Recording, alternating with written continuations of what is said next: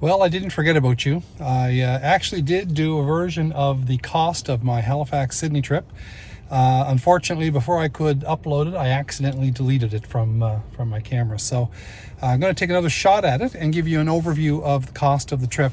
So I'll be able to compare what I paid, what it cost me in direct expenses, to an estimation of what it would have cost in one of a couple of other vehicles. So I'll start with the cost of charging at home, which was $12.34. So that would bring my battery rate up to 100%. Stopped in Monastery, if you recall, and spent $4.14 in Monastery, and then in Alma, Westville again for $7.58 worth of electricity. So those were rapid chargers, fast chargers, and I stopped there more just to experience those chargers. One I think was a Petrocan charger, another one was an Irving charger. So then the big fill up, the big charge was in Enfield, and that's where we stopped for. I think it was 36 minutes. That charge was $16.34 for 52 kilowatts of electricity, I believe. And again, the rate was based on the faster or the more expensive rate that you pay at the fast charger as opposed to either the level 2 commercially or at home. And then I charged at a home station, just plugged in. It was $1.75 overnight. And then finally on the way back charged in Truro. And that was the expensive charge for almost the same electricity that we got in Enfield, just about the same number of electrons, but considerably more expensive at $37.13. So total of that trip calculated that I used on the way up and back was $79.28. Now, with what I know now, I would have changed up one of the chargers, wouldn't have gone to charge in Truro, and I probably would have charged again in Enfield. And that potentially would have been a $58.79 trip. So I did pay $79, but now that I know a little bit more about the chargers on that route, I probably easily could have saved $20, putting me at a $58.79 round trip from Sydney to Halifax. The least expensive part of the trip is based on homegrown electrons, $12.34 for for a 100% charge. But then as you travel on the road, those get more expensive.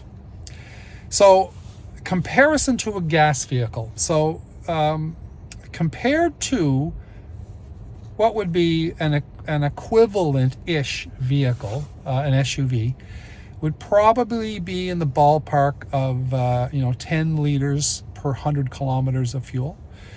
So that would, at today's price, around $1.45, would be $133.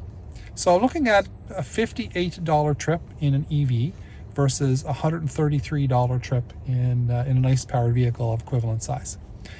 And if I were to sort of downscale a little bit, maybe gone to a smaller vehicle, maybe a small four-cylinder, a Toyota or a smaller Volkswagen or something like that, at 8 liters per 100 kilometers, the trip would have been $106. So you can see that on the road is a pretty good saving. Like it's, let's say, ballpark half of your ICE vehicle. And if you were able to charge domestically at both ends, maybe you had a friend you were going to see or a brother. I've actually got a brother in Halifax. If I were going there, I can charge at his place overnight using his home charger. The trip would be considerably less again, probably in the $30 some range. So sorry for being a little delayed with this, but these are the results. And you can see that a trip from Sydney to Halifax is not time-wise. For me, it wasn't really any difference at all. I was going to stop to eat and stop to get a coffee anyway. I did have 2 extra stops that were simply there just to look at the chargers. I didn't even really charge at a number of the chargers I stopped at.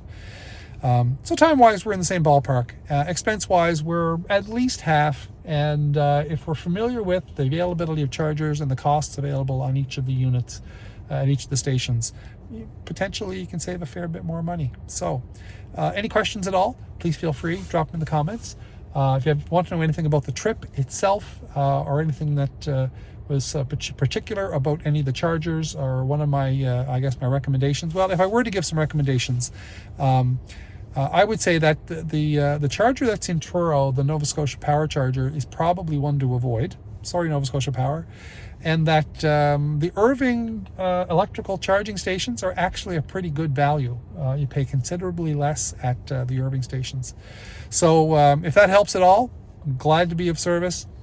Give me a like, smash that subscribe button. I wouldn't mind getting a few more subscribers, and look forward to my next report, to my next road trip as I travel around the island and around the mainland of Nova Scotia.